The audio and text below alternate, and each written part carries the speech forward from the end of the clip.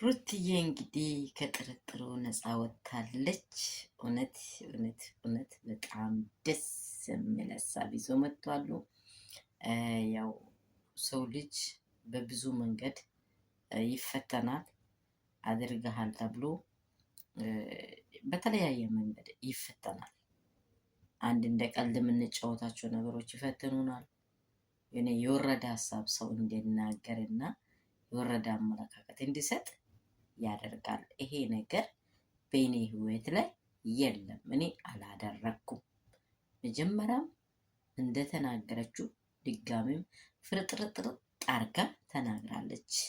ምክንያቱ ምንድን ነው ካላችሁ በዚህ ሀሳብ ላይ ዴቪን በጣም አመሰግናለሁ። የምር የሚያመሰግነው ሰው ማለት ዴቭ ነው። የሰው ልጅ አብሮ ያለበትን ነገር ካረሳ የምሬን ነው። በቃ ለእኔ ሰው አለኝ ብዬ ገምተዋል። እኔ የባሌ ቤተሰብ ላይ በተለይ ወንድ ልጅ ጓደኝ እንደ ቤተሰብ ወንድ ልጅ በጎንሽ ልጅ ካለሽ ባይኖርሽም በጎንሽ ቆሞ ስለ አንቺ ሲከራከር ኮንፊደንስ ይሰማሻል። ይሄ ምንድነው? በጣም ከልጁ የተማርኩት በጣም ጥሩነቱንና ለሩትዬ ያለው አመለካከት ለወንድሙም ያለው አመለካከት ሰብአዊነት በቃ አመለካከቱ በሙሉ በጣም አሪፍ ነው። ዴቭ ያደረገው ነገር ምርጥ ነው። ፖሊስ ጣቢያ ተፈትሾ እኔ እስከዛም ሄጂ እስከ መጨረሻ ወንድሞቼንም ጠይቄያቸዋለሁ። ሩታ በኩልም ይሄ ነገር ምንም ነገር የላትም። ሩታ በቃ ያወራችኝ ነገር ሁሉ ነገር እውነታውን ከኔ የበለጠ በፊታችሁ ትናገር፣ ሚማል ነገር ካለም ትማለው ብሎ አስረግጦ አብርሽ ፊት ተናገረ። አብርሽ ፊት እንግዲህ አብርሽ ራሱ ማለት ነው ሩታን ትላንትና እንዳወራ አይደለም። እስቲ በደንብ ትኩር ብላችሁ አይታችኋል። ሩታዬ በልጇ ሚላለች እያለ ያወራል። እኔ ያቺ ሴትዮ እኔ ባላያት ይሻለኛል።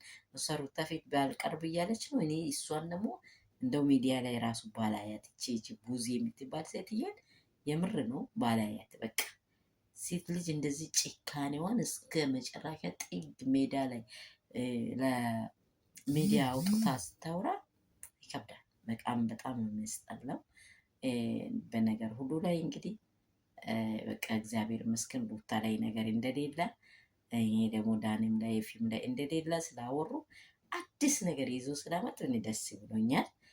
ውዶቼ ሰላም ሰላም፣ እንደምን አላችሁ? ሁሉ ሰላም፣ ሁሉ መልካም። ማምሻው የተሰማው ይሄ መልካም ነገር ነው። እኔ ጋር ሁሉ ሰላም ነው። እናንተ ጋርም ሰላማችሁ ብዝት ስትረፍርፍ ይበልላችሁ። እግዚአብሔር አምላክ ያላችሁበት ስፍራ ላይ እናንተንም ቤተሰቦቻችሁንም ምድራችንንም ህዝባችንን እግዚአብሔር ይጠብቅልን። መልካሙን ያደረገን እግዚአብሔር ሁሉ ይባረክ። ያላችሁበት ስፍራ ሰላማችሁ ብዝት አብያችኋለሁ። ነገራችሁ ሁሉ መልካም ይሁን። እኔ ጋር ያለው ሰላም ደግሞ እናንተ ጋር እንዳለ ሙሉ እምነት አለኝ። ይህንን ቪዲዮ ደግሞ ላይክ አድርጉ፣ ሼር አድርጉ፣ ሰብስክራይብ አድርጉ። ቤተሰብ እየሆናችሁ ያላችሁኝ ደግሞ በጣም አይዞሽ ጎበዝ ነሽ የምትሉ ወዳችኋለሁ። ከምንም በላይ አብልጬ መዳም ቅመሞችን ብላችኋለሁ። እኔ ያለሁላችሁ አማማችሁ ብዝት ይበልልኝ። ይሄ ከማምሻው የተሰማ እንግዲህ አይምሯቸው ላይ ያስቀመጡትን ነገር እንዲረዱ ትክክለኛ መልስ ከራሷ አውርዳለች። እውነታውን ተናግራለች።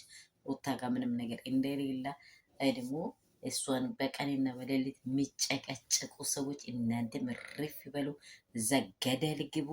ሄርሜላ መጣች አልመጣች፣ ጠፋች አልጠፋች፣ ልክ ነው። ሰብአዊነት ሰው ልጅ ሲጠፋ ያስፈልጋል። የትኛውም ሰው እንዲጠፋና እንዲጎዳ መቼም አንፈልግም። ሰው ናትና ሴት ልጅ ናትና ድካሟ ድካሜ ነው ብላለች። በጣም አስተዋይ ሴት መሆኗን አታውቁም። በዚህ ሴት ልጅ ናት። ምን እንደሆነች ምን እንደተደረገች አናውቅም። ስለዚህ በምን ጉዳይ እንትን እንደሆነች አናውቅም። ይሄ ደግሞ ፌዝ እየመሰለን ነበር። እሱ እያፌዛ መሰለን። አብርሽ ፍለጋው 3 እና 4 ቀን ከሆነ በኋላ ነው እነርሱ ጋር ከጨዋታቸው የተነሳ መጣ እንጂ ምንም ያረጋገጠ ነገር እንደሌለ ተወርቷል።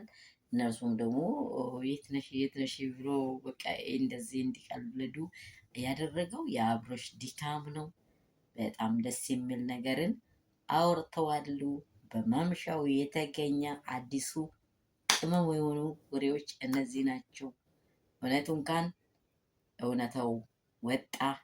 እኛም ደግሞ እንዲህ ያልናቸው ነገሮች ሁሉ እውነታው በመውጣቱ ደስ ብሎናል።